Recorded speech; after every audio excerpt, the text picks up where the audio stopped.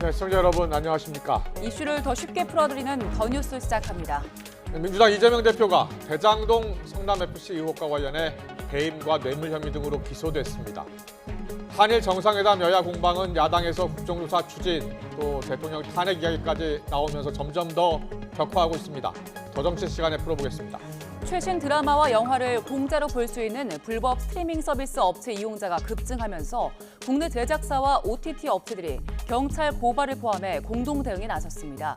하지만 근절하기가 쉽지 않다고 하는데 그 이유와 대책 알아보겠습니다. 먼저 오늘의 주요 뉴스부터 보시겠습니다. 검찰이 대장동 개발 비리 의혹 등과 관련해 이재명 민주당 대표를 재판에 넘겼습니다. 구속영장에 적시됐던 4천억 원대 배임과 100억 원대의 뇌물 혐의를 적용했습니다. 이재명 민주당 대표는 검찰의 사건 조작이 점입 가경이라고 비판하며 법정에서 진실을 밝히겠다고 말했습니다. 국민의힘은 이 대표 기소가 당연한 결과라며 누구도 법 위에 군림할 수 없다고 강조했습니다. 한상혁 방송통신위원장이 TV조선 재승인 심사 과정에서 고의 감점이 있었다는 의혹과 관련해 검찰에 출석해 조사를 받고 있습니다. 한 위원장은 재승인 과정에서 어떠한 위법이나 부당한 지시도 없었다고 강조하면서 혐의를 도저히 인정할 수 없다고 했습니다. 앞으로는 코로나19 백신 접종을 1년에 한 번 4분기에 무료로 실시하게 됩니다. 다만 면역 저하자는 항체 지속 기간이 짧은 점 등을 고려해서 연 2회, 2분기와 4분기에 시행합니다. 우리나라 반도체 기업이 미국에서 보조금을 받으면 앞으로 10년 동안 중국에서의 생산을 5% 이상 늘릴 수 없다는 규정이 발표됐습니다. 생산량은 제한되지만 우리 기업 입장에서 최악의 상황은 면했다는 평가입니다.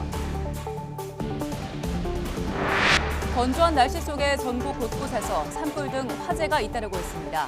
밤사이 남부지방을 중심으로 비 소식이 있지만 해갈에는 큰 도움이 되지 않겠습니다. 대장동 위례 신도시 개발 비리와 성남FC 불법 후원 사건을 수사해온 검찰이 이재명 더불어민주당 대표를 재판에 넘겼습니다.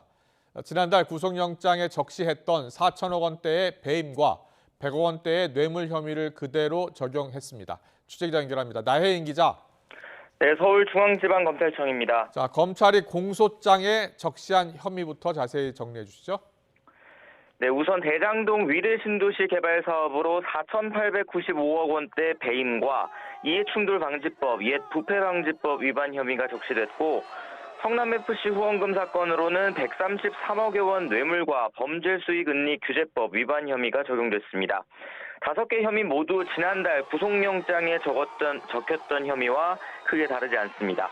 다만 검찰은 이 대표의 최측근 정진상 전 정무조정실장을 대장동과 성남FC 사건 공범으로 함께 추가 기소했습니다.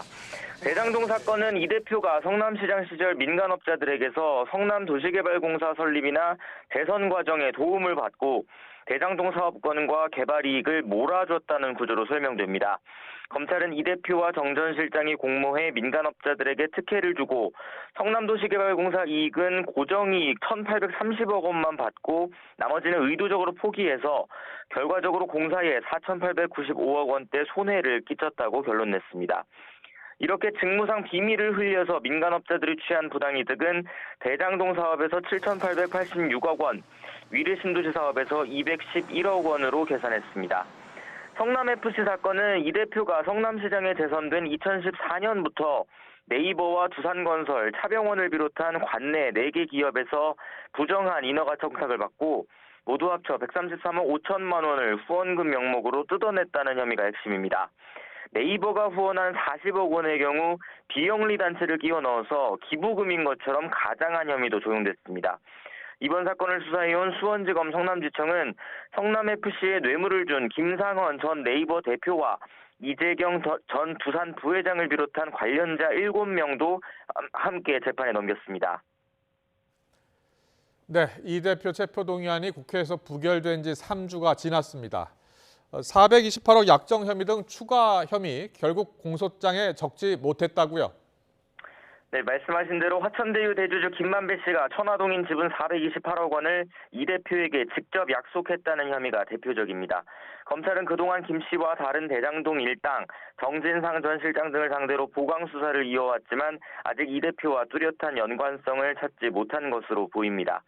이미 구속 기소된 김용전 민주연구원 부원장이 대장동 일당에게서 지난 대선 경선 자금 8억여 원을 받았다는 혐의도 이번 이 대표 공소 사실에선 빠졌습니다. 검찰은 계속 보강 수사를 이어간다는 방침입니다.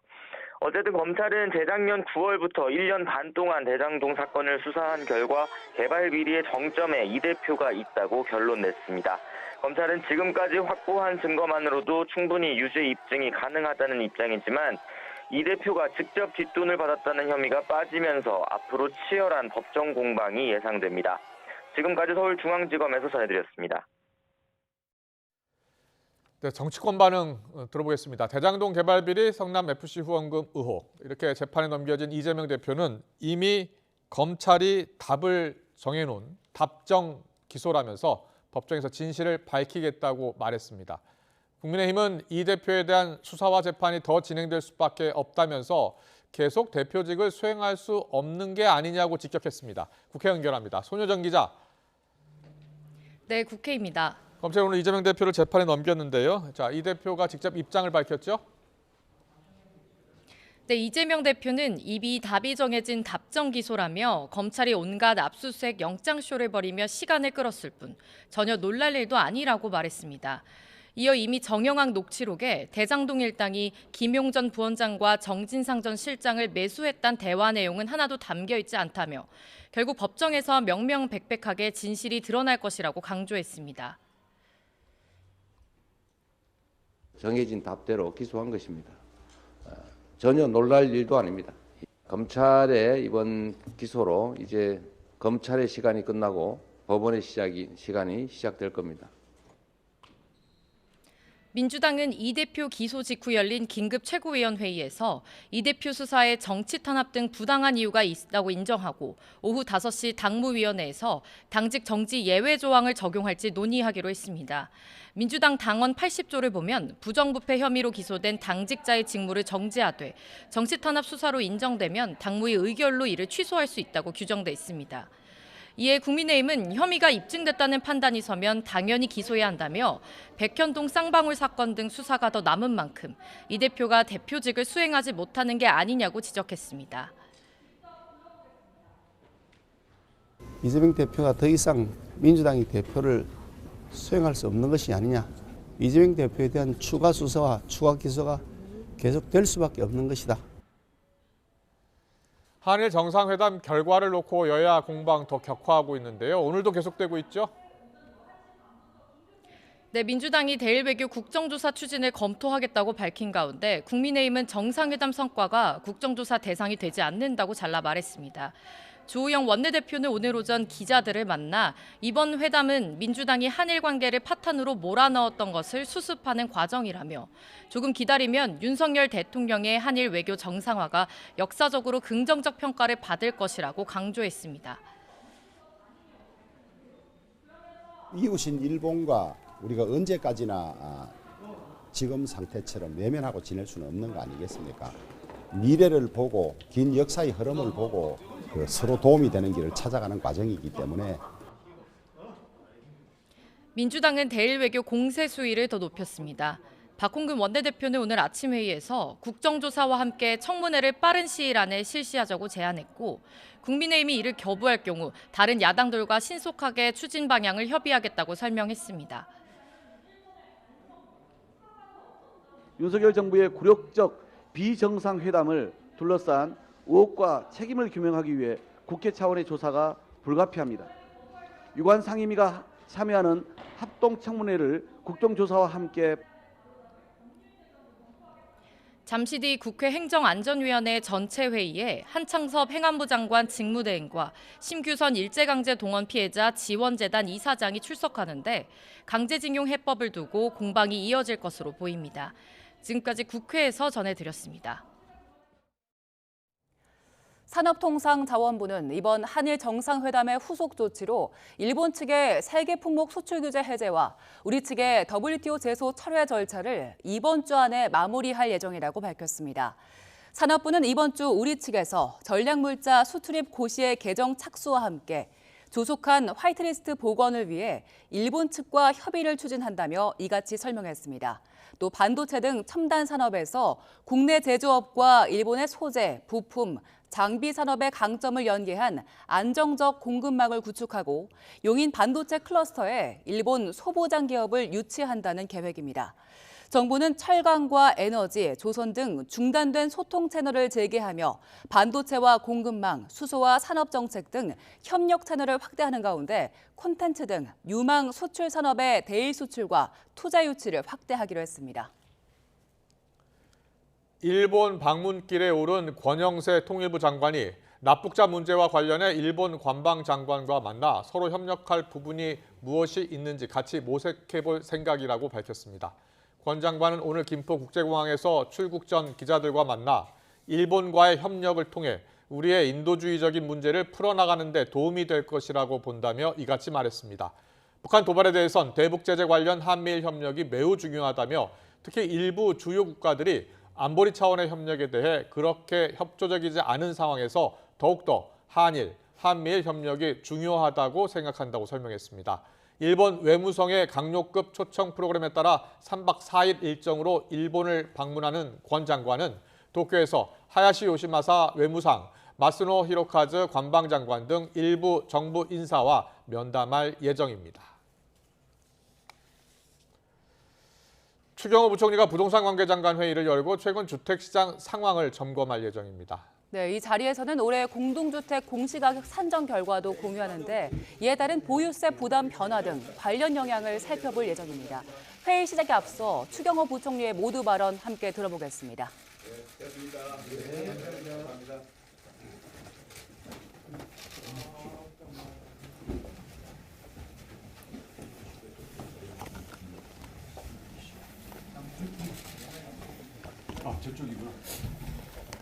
네, 추경호 부총리가 지금 부동산관계장관 회의를 열어서 주택시장 상황을 점검할 예정인데요. 올해 공동주택, 그러니까 아파트를 포함해서 공동주택 공시가격 산정 결과를 공유하는데 여기에 따른 보유세 부담 변화 등 관련 영향을 살펴볼 것이라고 합니다. 네, 오늘 회의에는 추경호 부총리 그리고 국토부 장관, 금융위원장과 국무조정실장이 참여를 하는데 안건은 두 가지입니다. 지금부터 일단 추경호 부총리의 제5차 발언 들어보겠습니다. 부동산 관계 장관 회의를 시작하겠습니다. 최근 부동산 시장은 가격 하락폭이 다소 축소된 가운데 지역별로 혼조세를 보이고 있습니다. 국지적으로 공급 여건, 개발 호재 등으로 상승 거래가 발생한 지역도 있는 반면 미분양 등 부진이 지속되는 곳도 병존하는 등 차별화 양상이 나타나고 있습니다. 아직은 국내외 불확실성 등으로 향후 부동산 시장 향방을 예단하기 어려운 만큼 정부는 복합적인 시장 상황을 예의주시하면서 부동산 시장의 연착륙을 유도해 나가겠습니다. 이어서 23년 공동주택 공시가격 산정 결과에 대해 말씀드리겠습니다. 공시가격은 재산세 등 각종 세금 및 복지제도 산정의 기초 자료로 활용되며 국민 실생활에 지대한 영향을 미칩니다. 그럼에도 지난 5년간 공동주택 공시가격은 주택가격과 시세 반영 비율의 큰 폭 상승으로 인해 총 63.4% 급등하여 국민 부담 증가의 핵심 요인으로 작용하였습니다. 이에 윤석열 정부는 출범 직후부터 부동산 시장 안정을 위해 총력을 다하는 한편 과도한 국민 부담을 초래한 비합리적인 부동산 관련 제도의 정상화에 정책 노력을 집중해 왔습니다. 그 결과 금년 공동주택 공시가격은 2005년 제도 도입 이후 가장 큰 폭인 지난해 대비 18.6% 하락하였습니다. 그간 정부의 시장 안정 노력 및 금리 인상 등 영향으로 주택 가격이 전반적으로 하락한 데다 공시가격 산정 시 적용하는 시세 반영 비율을 작년 71.5%에서 금년에 69%로 2.5%포인트 하향 조정한 데 기인합니다.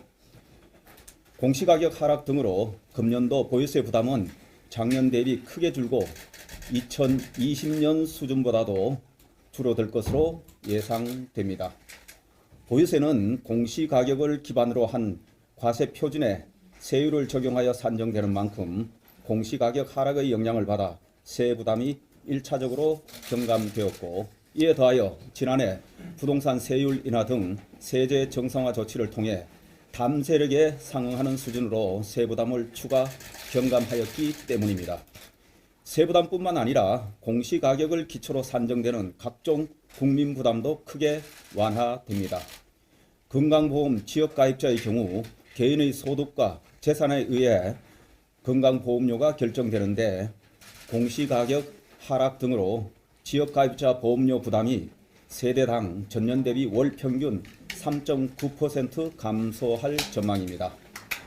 복지 혜택을 받는 취약계층 범위도 대폭 확대됩니다. 공시가격 하락으로 내년도 근로장려금, 자녀장려금 수급 대상이 올해보다 약 32만 가구 증가할 것으로 예상되며, 기초생활보장제도, 국가장학금 등 그 밖의 복지제도 수혜 대상도 확대될 것으로 기대됩니다. 앞으로 정부는 부동산 시장 여건 변화 및 공시가격 등이 국민 생활에 미치는 영향을 면밀히 모니터링하면서 국민 주거 부담 최소를 위한 부동산 시장 연착륙 및 서민 주거 안정에 관계부처가 총력을 다하겠습니다. 오늘 회의 결과에 대해서는 회의 직후 국토부 장관님 주재로 관계부처 합동 브리핑을 통해서 상세히 말씀드리도록 하겠습니다. 예, 지금부터 회의 비공개로 진행하겠습니다.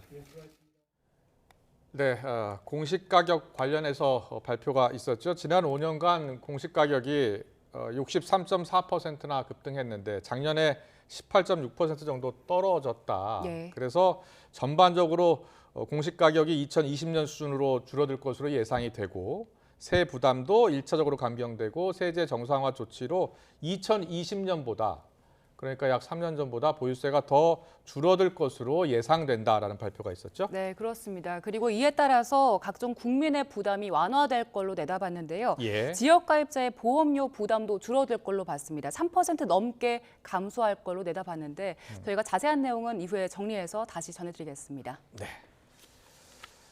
다음 소식입니다. 한상혁 방송통신위원장이 TV조선 재승인 고위감점 의혹과 관련해서 검찰의 조사를 받고 있습니다. 검찰은 점수 조작 과정에 한 위원장이 개입했다고 보고 있는데 한 위원장은 관련 혐의를 부인하고 있습니다. 현장 취재 기자 연결합니다. 박정현 기자. 네, 서울 북부지방검찰청입니다. 네, 한상혁 위원장의 조사가 지금도 계속되고 있는 거죠? 네, 한상혁 위원장은 1시간 전쯤 점심 식사를 마친 뒤 다시 조사를 받으러 검찰청으로 들어갔습니다. 한 위원장은 오늘 오전 10시부터 이곳 서울 북부지방검찰청에서 피의자 조사를 받고 있습니다. 출석하면서 한 위원장은 재승인 과정에서 어떠한 위법 행위나 부당한 지시도 없었다고 강조하며 혐의를 도저히 인정할 수 없다고 밝혔습니다. 그러면서 오해는 벗어질 거라고 생각한다며 위원장 임기를 끝까지 지키겠다고 밝혔습니다. 직접 들어보겠습니다. 임기 지키겠다고 말씀하셨는데 그 입장에는 변함? 예, 변함이 없습니다. 지금 저의 결백이 아니고 방통위원회가 방송통신위원회가 업무를 치우침이 없이 투명하게 성실히 수행해 왔다는 것을 입증을 해야 되는 상황이라고 저는 생각을 합니다.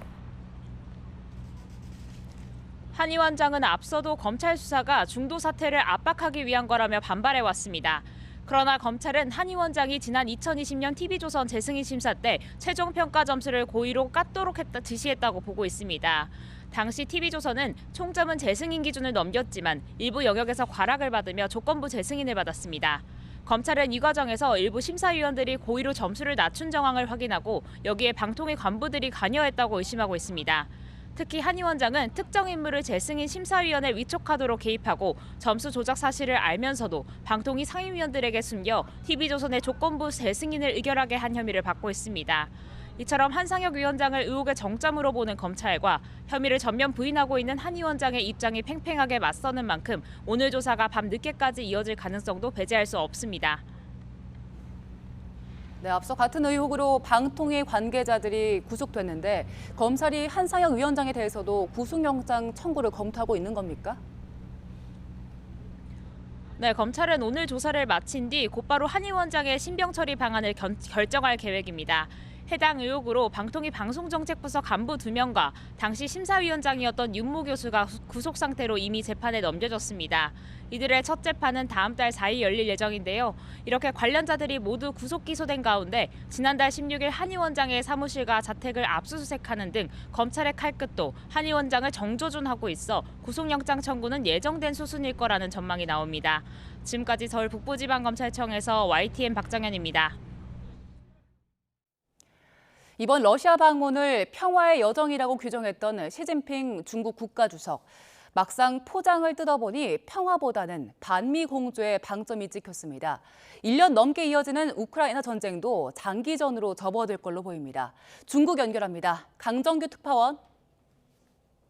네, 베이징입니다. 네, 시 주석을 손님으로 맞이한 푸틴 대통령의 황제 의전이 눈길을 끌었었죠.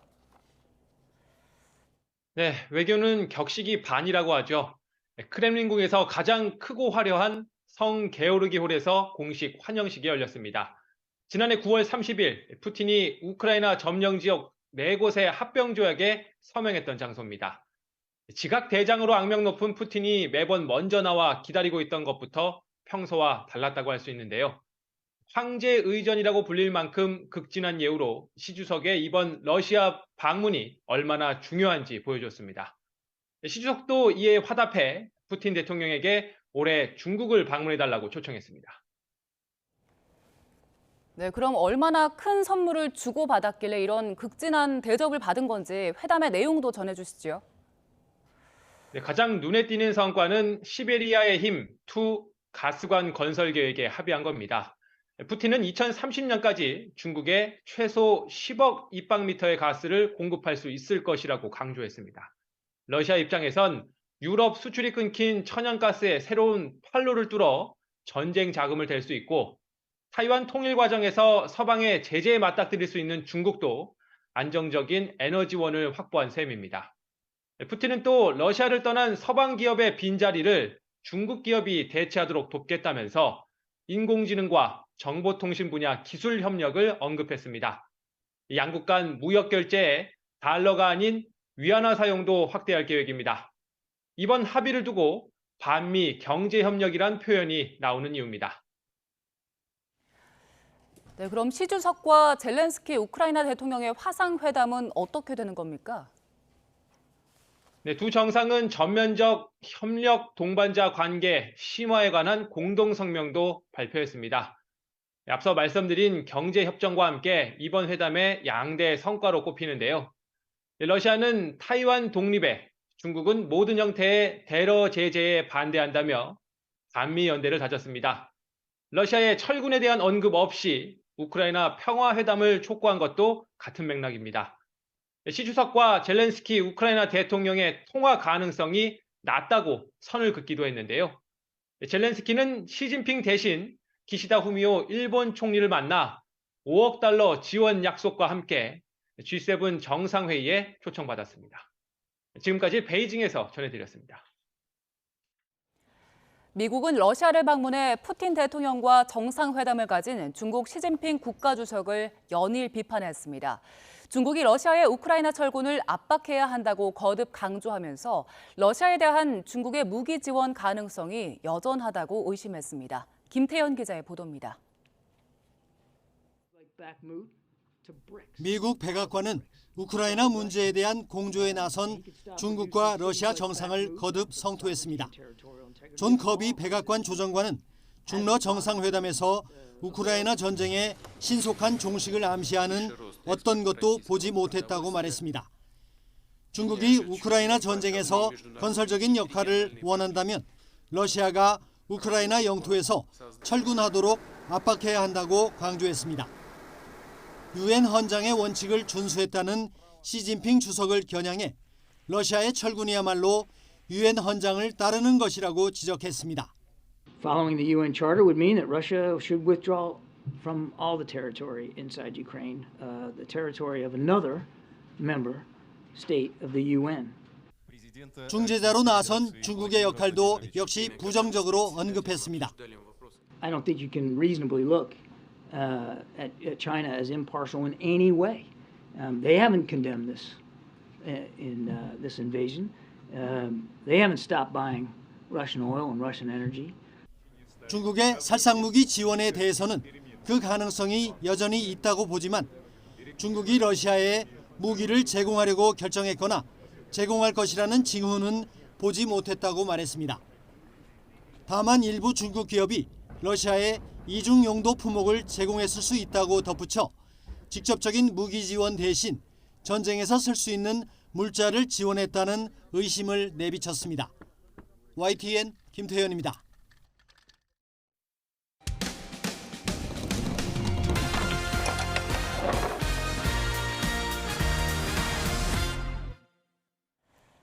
가족처럼 돌본 반려견이 다른 개의 공격으로 크게 다쳤습니다. 물어뜯은 견주는 함께 있었는데도 아무런 조치 없이 사라졌고 경찰은 사건 접수조차 하지 않았는데요. 어떤 이유 때문인지 김근우 기자가 취재했습니다. 어두운 밤 큰 개 한 마리가 주인과 함께 걸어갑니다. 갑자기 길 바깥쪽을 향해 뛰어가더니 무언가를 공격합니다. 집에 묶여있던 반려견 행복이를 물어뜯은 겁니다. 함께 있던 견주는 지켜만 보다가 별다른 조치 없이 현장을 떠납니다. 사건이 일어난 곳입니다. 이곳에 묶여있다가 속수무책으로 공격당한 행복이는 등가죽이 모두 벗겨지는 중상을 입었습니다. 긴 수술 끝에 간신히 목숨은 건졌지만 피부가 괴사하면서 큰 후유증이 남았습니다. 왼쪽 옆구리 부위에 2분의 1 정도가 피부가 탈락이 돼가지고 말려있는 상태고, 만약에 그 상태로 계속 있으면 거기에 이제 감염이 돼가지고 전신적인 폐혈증 때문에 굉장히 위험한 상태였고, 피해 견주는 개 주인을 찾아 처벌해달라며 경찰에 신고했지만 황당한 대답만 돌아왔습니다. 사람이 아니라 개가 개를 다치게 한 사건이라 처벌 근거가 없다는 겁니다.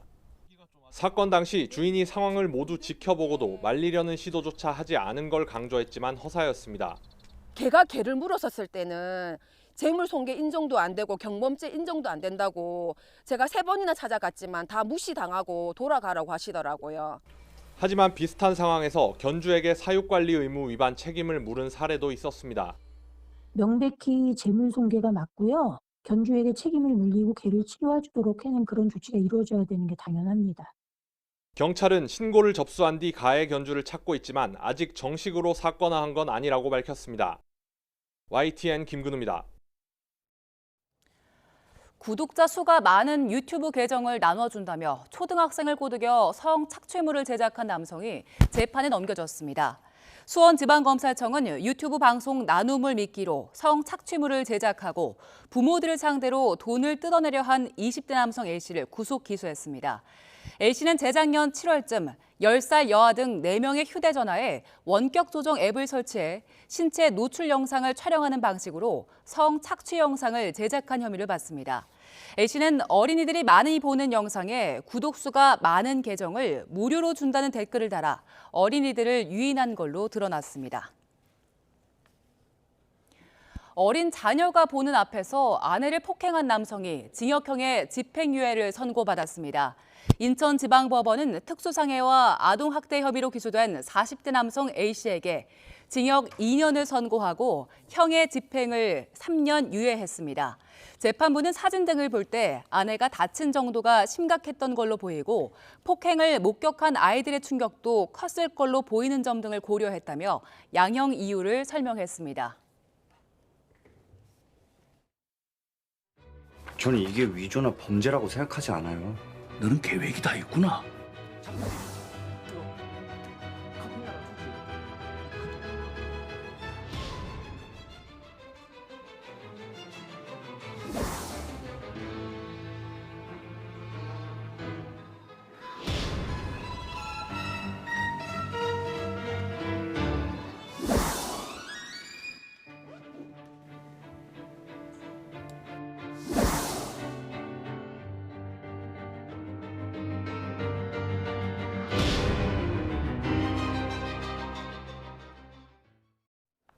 네, 영상으로 보셨습니다만 최신 드라마, 영화를 공짜로 볼 수 있는 이 불법 스트리밍 사이트 이용자가 급증하면서 국내 제작사와 컨텐츠 업체들이 공동 대응에 나섰습니다. 불법이지만 공짜로 영상을 볼 수 있다 보니까 인기 드라마가 공개되면 곧바로 관련 사이트 검색량이 폭증하고 있다고 합니다. 네, 경찰이 본격 수사에 나섰습니다. 그런데 서버를 해외에 두고 있고 또 접속 차단 조치에도 주소를 바꿔가면서 운영을 하고 있어서 단속도 쉽지 않은 상황입니다. 불법 공짜 스트리밍 사이트의 문제점은 무엇이고 또 과연 대책이 있을지 짚어보겠습니다. 김원식 대중문화평론가와 함께 이야기 나눠보겠습니다. 어서 오세요. 네, 안녕하세요. 예. 자, 이 사이트가 생긴 지 오래됐어요. 그런데 최근에 이용자가 급증하고 있다면서요? 예, 그렇습니다. 그래서 뭐 암암리에 이제 이렇게 이용하던 사이트가 최근에 급증하고 있기 때문에 네네. 문제가 됐다라고 볼 수가 있겠고요. 예. 그래서 뭐 우리가 흔히 어떤 사이트의 주소 이거를 공유해가지고 그 사이트 주소를 입력하면은 접근할 수 있다 이렇게 생각하기 쉽잖아요. 예. 근데 이게 심각한 것이 사이트 주소가 아니고 이 사이트의 이름만 검색해도 자동적으로 이제 뜨게 된다라는 것이고요. 그리고 차단을 한다 하더라도 곧 그것이 회복이 된다라는 점입니다. 특히 우리가 국내 포털이 아니고 해외 포털들을 이용하지 않습니까? 예. 검색 서비스를. 이 검색 서비스 같은 경우는 사실은 많은 사람들이 검색을 할수록 자동적으로 상위에 랭크가 되거든요. 그렇기 때문에 이 사이트를 검색만 하면 상위에 링크가 되기 때문에 어떤 분들은 이게 공식적인 사이트인 줄 알고 잘못 착각하는 경우도 있을 정도로 이제는 손 놓을 수 없는 상황이 됐다라고 보시면 되겠습니다. 네, 이 불법 스트리밍 사이트 얼마나 많이들 이용하고 있습니까? 뭐 일단 월 단위로 보면은 이제 1,000만 명이 이제 이용을 한다 이렇게 얘기를 하고 있는데요. 우리가 이제 대표적으로 언급할 수 있는 그런 넷플릭스라고 하는 사이트 같은 경우보다 약간 못 미치는 그런 정도로 보이고 있거든요. 네. 그리고 이제 다른 국내 OTT보다도 훨씬 더 많은 이제 이용자 수를 보이고 있기 때문에 네. 관련 업계에서는 긴장을 하지 않을 수가 없는데 물론 단순 비교는 어려울 수 있습니다. 왜냐하면 이 사이트는 뭐 국내외 영화, 드라마, 예능이 아주 망라하고 있는 상황이기 때문에 그런 점에서 단순 비교는 어렵지만 사실 업계 입장에서 봤을 때는 5조 원 이상의 피해를 당하고 있다라는 잠정적인 추계까지도 내놓고 있는 그런 심각한 상황이라고 볼 수가 있겠습니다. 과거에도 저렇게 영화를 찍어서 몰래 인터넷에 올리는 분들이 있었는데 화질이 좋지 않았거든요. 근데 이 화질이 굉장히 좋다면서요. 그렇습니다. 예를 들면은 예전에 뭐 극장에서 직캠이라고 그러죠. 그렇죠. 찍어가지고 그거 올리면은 화질도 안 좋고 잡음이 들어가기 때문에 사실상 이제 많은 사람들이 이용하지 못했기 때문에 그건 자동 소멸했다고 볼 수가 있겠고요. 예. 또 하나는 이제 다른 이제 VOD를 구입을 해가지고 나중에 이제 재복제를 해가지고 하는 바람에 그것도 상황이 안 좋았는데 그것보다 훨씬 더 좋다는 거죠. 그래서 우리가 FHD, Full HD라고 하거든요. 예. 그 정도 급으로 이제 더 우월하다는 것이고 또 한편으로는 이 불법 사이트 같은 경우에는 중간중간에 광고를 많이 넣기 때문에 이게 이제 시청하는 데 있어서 어려움이 있었는데 이 사이트 같은 경우 그런 점들이 없기 때문에 지금 더 심각한 문제라고 이제 보시면 되겠습니다. 네. 우리나라 드라마나 영화가 세계적으로 인기를 끌 때마다 이런 불법 사이트가 문제가 됐었는데 경찰은 일단 수사에 착수를 했잖아요. 이전에도 경찰이 수사를 한 적이 있습니까? 사실 경찰은 이런 문제에 있어서는 계속 수사를 하고 있죠. 그리고 그동안 몇 년 동안에 조치를 했습니다. 가장 이제 할 수 있는 방법이 링크 사이트를 차단하는 방식이라고 볼 수가 있겠는데요. 그렇지만 이런 방식들은 이루어질 때마다 다시 또 재복구가 되는 일들이 반복돼 왔습니다. 그렇지만 최근에 경찰이 공식적으로 이 수사 사실을 알리고 있는 그런 상황인데요. 몇 년 동안 그렇게 조치를 취했음에도 불구하고 더 이상 좌시할 수 없는 그런 상황이 됐고 최근에 이제 관련 업계들이 공식적으로 문제 제기를 했기 때문에 더 이상 이제 암암리에 수사할 수 없는 상황이라고 이렇게 판단을 했다고 볼 수가 있겠습니다.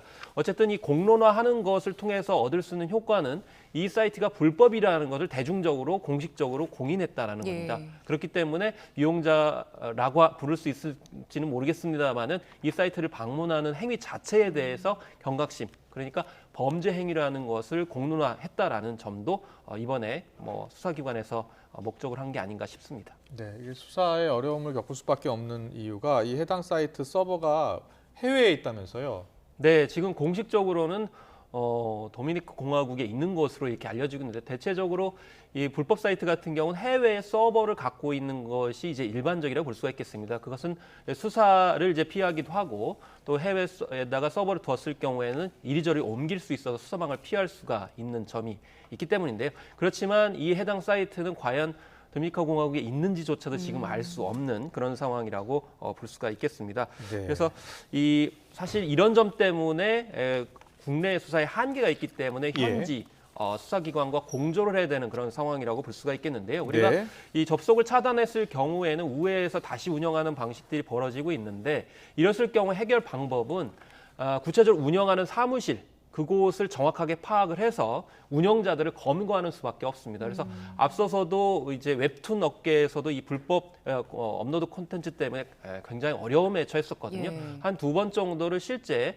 운영진들을 해외에서 검거를 하는 바람에 이제 약간의 어떤 조치가 취해졌는데 이 뒤에도 여전히 이제 문제는 있습니다. 뭐냐면 이 이름 효과가 있기 전에 사실은 차단을 해야 되거든요. 네. 이름이 알려지게 되면 그 운영진을 검거한다 하더라도 유사 사이트가 계속 생깁니다. 그래서 앞으로 제일 중요한 것은 이렇게 지금 사이트가 알려졌지만은 그 사이트가 알려지기 전에 선제적으로 조치를 취하는 것이 2차, 3차 그런 피해를 막는 방법이라고 볼 수도 있습니다. 지금 실제로 도미니카 공화국에 있는지도 확실히 알 수는 없는 알 수는 상황인데. 없고 공식적으로만 이렇게 알려지고 있는 그런 예. 상황인데 그런 점들도 지금 어려움을 가중시키는 요인이라고 볼 수가 있겠습니다. 그 운영자 검거하려면 해당 나라의 협조도 필요할 텐데 그것도 쉽지 않겠습니다. 그렇죠. 도미니카 공화국에 있을 예. 경우에는 수사 공조가 가능하겠지만 이제 그런 점들을 좀 따져봐야 되겠죠. 네. 이런 네, 아니, 초기에 선조치를 했어야 된다라고 하셨는데 우리 국내 OTT 여러 회사들이 있잖아요. 초기에 선조치에 나서지 못한 이유도 있었다고 알고 있거든요. 예. 이게 사실 약간 복잡합니다. 뭐냐면 사실 그전에도 불법 복제 문제가 있었을 경우에는 되게 영화계나 그리고 방송사들에 해당이 됐었습니다. 그렇지만 지금은 글로벌 OTT들, 예를 들면 넷플릭스라든지 또 국내 업체 같은 경우도 따로 이제 여러 업체들이 있지 않습니까? 예, 예. 그러니까 뭐 국적도 다르고 또 서로 경쟁 관계일 수도 있죠. 그러다 보니까 이게 미디어 믹스 시대에 있어서 좀 단일한 목소리를 내기가 힘든 측면들이 있었습니다. 그럼 하필이면 왜 지금 목소리를 내고 있느냐? 사실 코로나19 비대면 상황 속에서는 OTT 업계들이 나름대로 굉장히 좋은 성적들을 냈습니다. 그렇지만 비대면에서 대면으로 전환하면서 사실상 많은 구독자 수가 이제 줄어들고 또 정체기에 있었거든요. 네. 그런 상황 속에서 이런 불법 스트리밍 업체를 통해 가지고 많은 사람들이 거기 몰리고 있고 그런 상황 속에서 더 글로리 같은 드라마가 히트작이 돼도 예. 결국 더 많은 사람이 심지어는 20배 이상 폭증하는 그런 결과까지 났거든요. 그렇기 때문에 이거는 경쟁 관계에 있거나 개인적인 관점에서 각 OTT나 제작사나 방송사들이 움직여서는 안 되겠다라고 해가지고 이번에 영상권, 영상 저작권 보호 협의체 등이라든지 네, 네. 불법 이제 복제에 관련돼서 세계적인 어떤 조직체를 만들어가지고 연합하겠다. 그래서 이 ACE라고 하는 전 세계적인 불법 복제 대응체 같은 경우에도 전 세계 업체 50여 개가 지금 공조를 하고 있거든요. 그렇기 때문에 물론 한국에서 이 불법 사이트가 문제가 되고 있지만은 이게 한국만의 문제가 아니다. 예. 이 한국도 이제 OTT를 통해 가지고 우리 콘텐츠를 수출하고 있는 입장이기 때문에 네. 그런 면에서 이제 이때 본격적으로 한 목소리를 내기 시작했다라고 보시면 되겠습니다. 네, 우리나라만의 문제가 아니라고 말씀하셨는데 뭐 중국에도 이런 사이트들 굉장히 많잖아요. 해외에서는 어떻게 대응을 하고 있습니까? 사실 해외 같은 게 중국 같은 경우 한알령 때문에 우리 이제 콘텐츠를 수입을 못 하니까 불법 콘텐츠를 통해 가지고 이제 시청을 하고 리뷰를 남기면서 이게 또 비판의 대상이 되기도 했었는데요.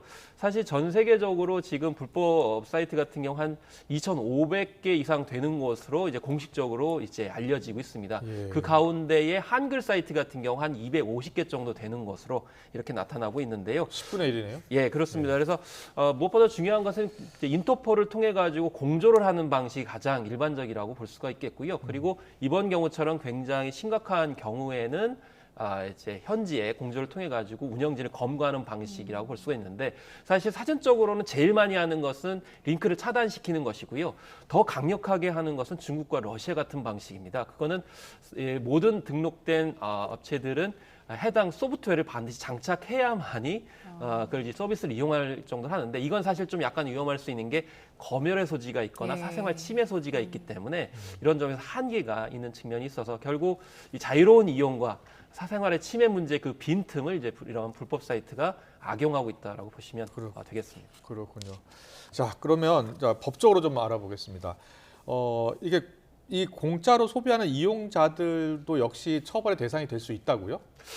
이게 좀 법조인마다 좀 약간 다른 측면들이 있는데요. 예를 들면은 아동청소년법상의 이 성착취물 시청 관련해서 최근에 1월에 대법원에서 판결이 났는데 단순히 리스트리밍을 할 수 있는 링크를 통해서 한 번을 봤다고 해가지고 이것은 처벌이 안 된다라는 대법원의 판례가 있었어요. 그 이유는 지금의 저작권법의 한계가 소지 유무를 가지고 판단을 합니다. 쉽게 말씀드리면 어떤 이제 상품을 사거나 예를 들면 VOD를 샀다거나 아니면 CD를 샀다거나 음원 같은 경우 다운로드 받거나 영상을 자기가 컴퓨터나 이제 그 모바일에 간직을 했느냐 안 했느냐 이건 뭐냐면은 증명의 용이성이거든요. 여러 사람이 가지고 있느냐 없느냐 그리고 최소한 간직을 했으면 이것을 다른 사람에 전파할 가능성이 있기 때문에 그런 점을 이제 초점 맞추는데 그렇지만 지금은 스트리밍 시대라는 거죠.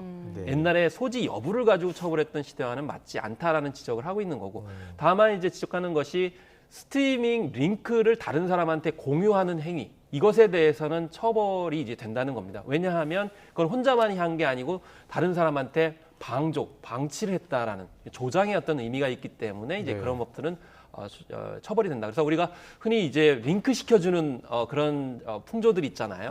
그런 행위들은 섣불리 하시면 안 되겠다라는 그런 사례가 되겠습니다. 운영진 검거 자체는 굉장히 어려울 텐데 링크 공유하는 것들은 어느 정도 좀 잡아낼 수도 있지 않겠습니까? 그래서 우리가 이제 문화 아닌 문화 현상들 중에 하나가 예를 들면 카톡이나 이런 것을 통해 가지고 이걸 링크 시키면서 마치 좋은 선물을 준 듯한 공유의 어떤 이상한 풍조들이 있는데요. 이런 것이 사실상 이런 불법 사이트를 기승부리게 한 요인이 될 수 있다라고 이제 볼 수가 있는 것이기 때문에 무심코 링크하는 것이 결국 이런 범죄의 어떤 한 행위 그리고 그들에게 수익을 안겨주는 요소가 될 수 있다는 점을 또 한 번 이제 생각할 수밖에 없어 보입니다. 네, 우리 이용자들의 자정 노력도 좀 필요할 것 같아요. 우리 K 콘텐츠 제대로 키우려면 사실은 이용료를 받고 또 그걸 재투자해야 되는 거 아니겠습니까? 사실 지금 OTT 업계를 포함해가지고 우리 콘텐츠 제작사나 방송사가 지금 나선 이유가 바로 이 선순환이 되지 않기 때문입니다. 그래서 우리 K 콘텐츠가 이렇게 성장한 데에는 K-팝을 예를 들더라도 팬들이 한 땀 한 땀 그것을 음원을 사주고 또 팬 공연을 갔기 때문에 이 정도까지 이제 성장을 할 수가 있었던 것이거든요. 그렇기 때문에 우리 K 콘텐츠가 이제 어느 날 갑자기 이루어진 것이 아니고 이 성원을 보냈겠다. 그리고 이제 그 본방사수란 말이 있지 않습니까? 사실 많은 분들이 본방을 사수해주고 약간 광고가 불편하다 하더라도 그걸 봐주셨기 때문에 K 드라마들이 이제 성장을 했거든요. 이런 점들을 반추해 본다고 하면 앞으로의 어떤 행보, 비전도 충분히 짐작할 수 있다고 생각합니다. 문체부에서는 이제 별도 TF 구성해서 대응을 하겠다고 밝혔는데 앞으로 어떤 대응책들이 마련돼야 할까요? 사실 이제 제일 중요한 것은 이런 이제 링크 사이트가 검색되지 않도록 하는 것이 전 제일 중요하다고 볼 수가 있겠고요. 두 번째는 운영진들을 이제 반드시 검거해야 되는 노력도 굉장히 필요하고요. 또 OTT 업계 같은 경우는 지금 너무 어렵다고 그래가지고 그 고객들에 대한 그런 서비스들이 약간 줄여지는 측면이 있어요. 거꾸로 이제 반면교사 삼아가지고 고객들을 중심으로 어떻게 서비스를 업그레이드 시킬 것인가 이런 것들을 좀 종합적으로 생각해야 된다고 보겠습니다. 네, 알겠습니다. 국제 공조로 반드시 잡았으면 좋겠고요. 우리 K 콘텐츠 우리가 스스로 지키는 노력도 같이 기울여야겠습니다. 김원식 대중문화평론가와 함께했습니다. 잘 들었습니다. 감사합니다.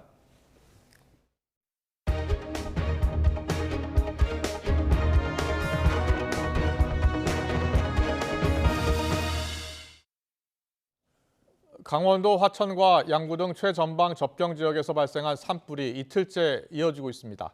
어제 오전 11시 반쯤 강원도 화천군 한안면 육군 7사단 포사격장에서 박격포 사격 중에 불이 났습니다. 불은 사격장 인근 2헥타르를 태우고 산불로 확산했고 산림당국은 오늘 새벽부터 헬기 9대를 다시 투입해 이틀째 진화 작업을 벌이고 있습니다. 산불 현장은 지뢰와 오발탄 폭발 위험이 있는 민간인 통제 구역이어서 인력을 투입한 산불 진화가 불가능한 곳입니다. 오늘 새벽 2시 10분쯤에는 경기 여주시 연양동에 있는 재활용 업체 야적장에서 불이 나 1시간 30여 분 만에 꺼졌습니다. 이 불로 다친 사람은 없었지만 야적장에 쌓여있던 재활용품 일부가 불에 탔습니다. 소방당국은 업체 관계자가 쓰레기를 태우다가 불이 옮겨 붙은 것으로 보고 정확한 화재 원인을 조사하고 있습니다. 네, 이처럼 곳곳에서 요즘 산불이 계속 잇따르고 있습니다. 그 가운데 상당수가 농촌에서 시작되는 것으로 나타나서 더 주의가 필요하다는 지적이 나옵니다. 어떤 이유 때문인지 김민성 기자가 보도합니다. 전국 곳곳에 건조특보가 내려진 가운데 전남 순천의 한 야산에서 불이 나 5시간여 만에 진화됐습니다. 강풍에 불이 커지면서 마을 주민 수십여 명이 긴급 대피했습니다. 농산 부산물을 태우다가 축구장 65개 면적, 임야 47헥타르를 화마에 휩싸이게 한 순천시 월등면 산불. 이처럼 논밭에서 시작된 작은 불이 산으로 크게 번지는 경우가 요즘 심심찮게 발생합니다. 최근 10년간 논두렁이나 밭두렁을 태우다 비롯된 산불은 전체 14%, 농업 폐기물을 태우다 난 것까지 더하면 비율은 더 올라갑니다. 논밭 소각은 보통 봄에 많이 합니다. 해충을 잡으려고 태운다지만 보통 이충을 더 많이 잃게 됩니다. 고추대 같은 농업 폐기물도 불태우는 대신 잘게 부수거나 퇴비로 만들어 땅에 뿌리는 게 낫습니다. 파쇄기는 각 지역 시군 농업기술센터, 농기계 임대사업소에서 빌려 사용하면 됩니다. 포도 장가지, 그다음에 복숭아 장가지가 많이 나왔습니다. 근데 예전에는 그걸 다 소각을 시켰는데 지금은 파쇄기가 나와서 파쇄시켜서 그 농사 지는데 부산물로 많이 쓰고 있습니다. 당국은 직접 농촌을 돌며 산불 경각심을 높이기 위한 캠페인을 벌이고 있습니다. 파쇄기를 통해서 하게 되면 논밭에 이제 거름을 주는 효과가 발생을 하고요. 또 미세먼지도 발생을 방지할 수 있고 또 산불을 또 방지하는 데 상당히 효과가 있습니다. 그래서 일석삼조라고 생각을 하고 있습니다. 관행대로 무심코 한 일이 대형 재난으로 이어지지 않으려면 농촌 현장의 관심이 무엇보다 중요해 보입니다. YTN 김민성입니다.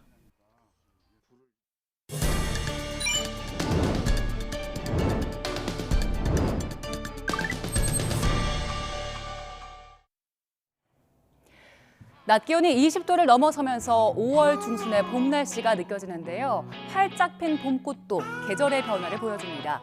광양 매화마을에는 매화가 만개해서 나들이 객을 맞이했고요. 화엄사에는 홍매화의 붉은 물결이 장관입니다. 상춘객들 표정도 유난히 밝았는데요.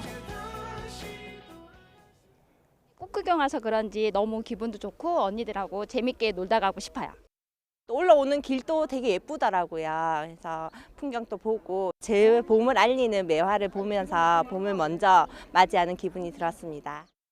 해마다 제가 와서 보는데 올해는 마스크를 다 벗고 모두 다 마음이 더 평화로워서 그런지 더 소담하고 색깔도 색빛이 더 연분홍이어서 네, 이번엔 부산의 봄꽃을 볼까요? 활짝 핀 벚꽃을 보기 위해서 시민들도 발걸음을 멈췄는데요. 부산에는 지난 19일 기준으로 벚꽃이 공식 개화했습니다. 관측 102년 만에 가장 빠른 겁니다. 이번 주말 전국 최대 벚꽃 축제인 진해 군항제가 4년 만에 열립니다. 진해 여저천에서도 어제 벚꽃 개화가 관측됐는데요. 역시 평년보다 일주일 일찍 찾아온 겁니다. 전국 벚꽃 개화 시점은 지난해보다 2일에서 9일 정도 빨라졌는데요. 한국관광공사 자료를 보면 대전과 대구 그리고 광주에서는 이달 말쯤에 또 청주와 서울은 각각 다음 달 1일과 3일쯤에 벚꽃을 만날 수 있을 걸로 보입니다. 당장 내일 시작하는 봄꽃 관련 행사도 있습니다. 서울 성동구 응봉산에는 지금 개나리가 만개했는데요. 내일부터 토요일까지 응봉산 개나리 축제가 열립니다. 축제에서는 각종 체험 프로그램과 축하 콘서트, 백일장과 그림 그리기 대회도 진행됩니다. 꽃이 활짝 핀 궁궐의 모습도 장관이죠. 문화재청 국능유적본부는 내일부터 경복궁 일원의 앵두나무와 매화나무를 시작으로 이번 달 말에서 4월 초에 궁궐의 봄꽃이 절정을 이룰 걸로 봤는데요. 특별 관람 프로그램도 마련되어 있습니다.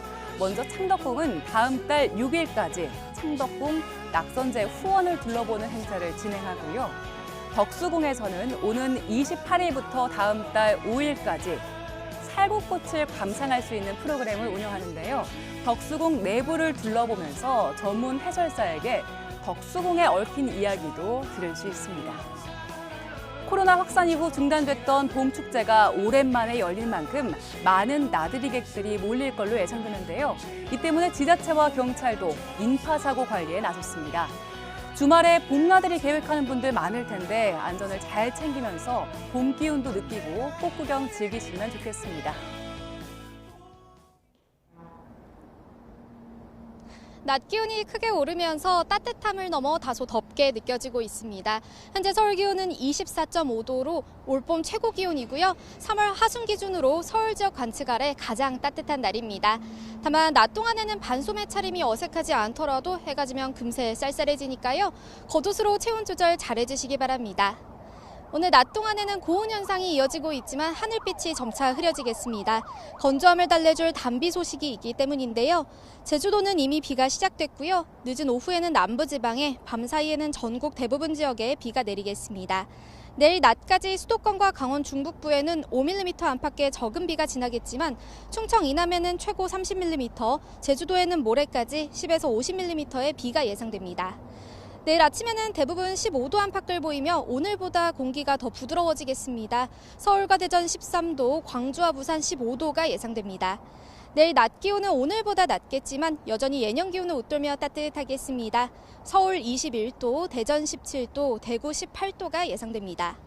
비가 그친 뒤에는 고온 현상이 누그러지며 계절이 제자리를 되찾겠고요. 다가오는 주말 내륙은 구름 많고 일교차 큰 봄 날씨가 이어질 전망입니다. 현재 서울 등 중서부 지방은 초미세먼지 농도 나쁨 수준 보이고 있습니다. 내일은 중국에서 발원한 황사까지 유입되면서 우리나라에 영향을 줄 가능성이 있으니까요. 앞으로 발표되는 최신 미세먼지 정보를 잘 확인해 주시기 바랍니다. 지금까지 YTN 원희다입니다. 민주당 이재명 대표가 대장동 위례 신도시 개발, 성남 FC 의혹과 관련해서 배임과 뇌물 혐의 등으로 기소됐습니다. 한일 정상회담 관련 여야 공방은 야당에서 국정조사 추진과 함께 대통령 탄핵 이야기까지 나오며 점점 더 격화하고 있습니다. 잠시 뒤 더 정치 시간에 풀어드리겠습니다.